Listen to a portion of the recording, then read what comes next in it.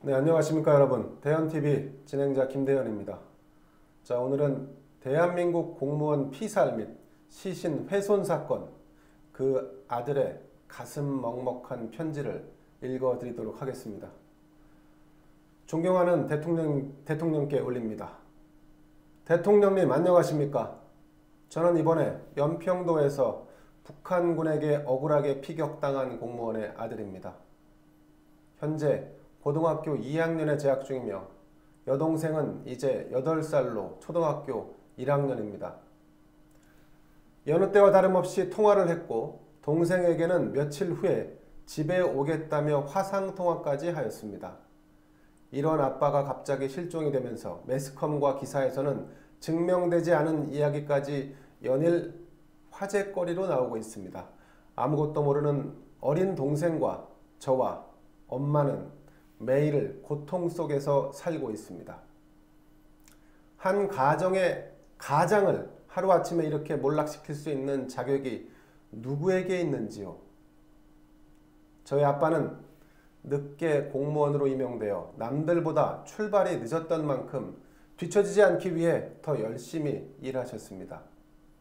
제가 다니는 학교에 오셔서 직업 소개를 하실 정도로 직업에 대한 자부심 또한 높으셨고 서해 어업관리단 표창장, 해양수산부 장관 표창장, 인명구조에 도움을 주셔서 받았던 중부지방해양경찰청장 표창장까지 제 눈으로 직접 보았고 이런 아빠처럼 저 또한 국가의 공무원이 되어 현재 준비하고 있었는데 이런 것을 누구보다 잘 알고 계신 아빠입니다. 출동이라는 직업의 특성상 집에는 한 달에 2번밖에 못 오셨지만 늦게 생긴 동생을 너무나 예뻐하셨고 저희에게는 누구보다 가정적인 아빠이셨습니다. 수영을 전문적으로 배운 적이 없는 저희 아빠가 180cm의 키에 68kg밖에 되지 않는 마른 체격의 아빠가 38km의 거리를, 그것도 조류를 거슬러 갔다는 것이 진정 말이 된다고 생각하시는지 묻고 싶습니다. 본인만 알 수 있는 신상 정보를 북에서 알고 있다는 것 또한 총을 들고 있는 북한군이 이름과 고향 등의 인적사항을 묻는데 말을 하지 않을 사람이 누가 있을까요? 생명의 위협을 느낀다면 누구나 살기 위해 발버둥 칠 수밖에 없다고 생각합니다. 하지만 이 또한 나라에서 하는 말일 뿐 저희 가족은 그 어떤 증거도 본 적이 없기 때문에 이번 발표를 믿을 수가 없습니다. 저는 북측 해역에서 발견되었다는 사람이 저희 아빠라는 사실도 인정할 수 없는데 나라에서는 설득력 없는 이유만을 증거라고 말하고 있습니다. 대통령께 묻고 있습니다. 대통령께 묻고 싶습니다. 지금 저희가 겪고 있는 이 고통의 주인공이 대통령님의 자녀 혹은 손자라고 해도 지금처럼 하실 수 있겠습니까?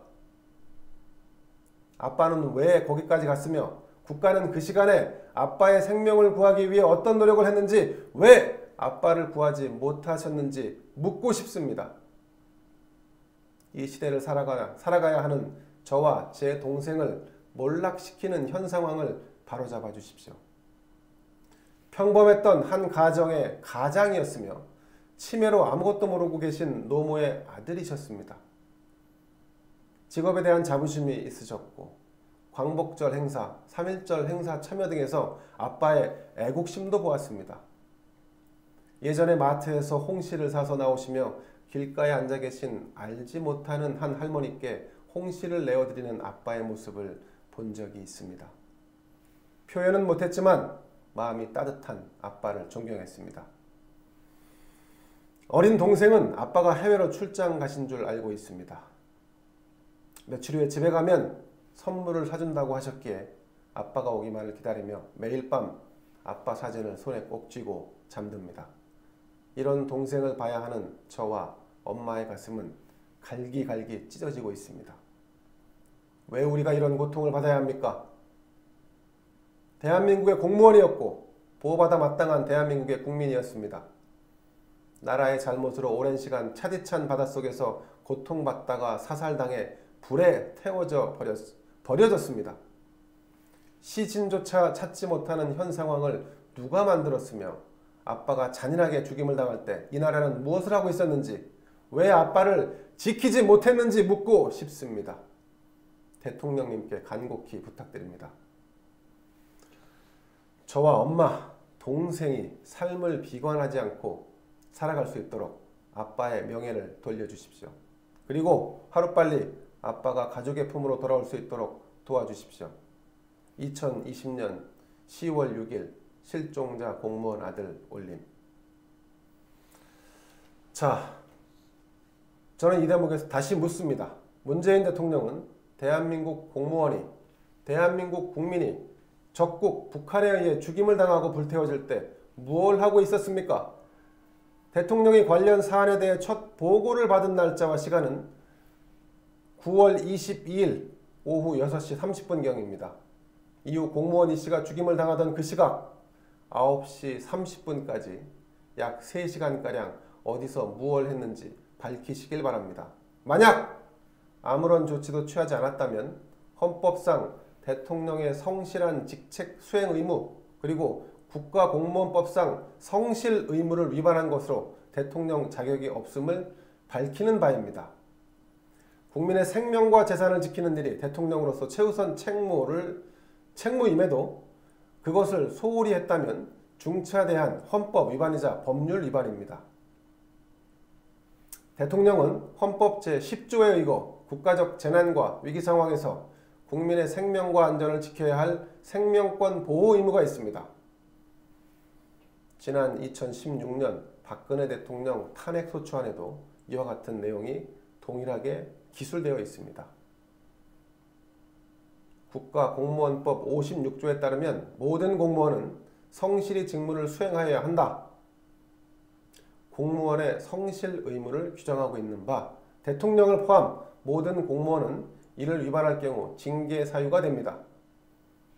지난 2017년 3월 10일 헌법재판소가 내린 박근혜 대통령 탄핵소추안 처리 당시에도 헌법이나 법률에 따라 대통령에게 성실한 직책 수행 의무가 구체적으로 부여되는 경우에 그 의무 위반은 헌법 또는 법률 위반이 되어 사법심사의 대상이 될 수 있으므로 탄핵 사유를 구성한다.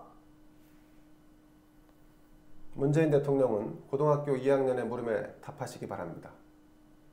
과연 당신은 우리 국민의 생명이 위태로운 상황에서 대통령으로서 의무를 다하기 위해 그 어떤 조치와 지시를 내렸습니까?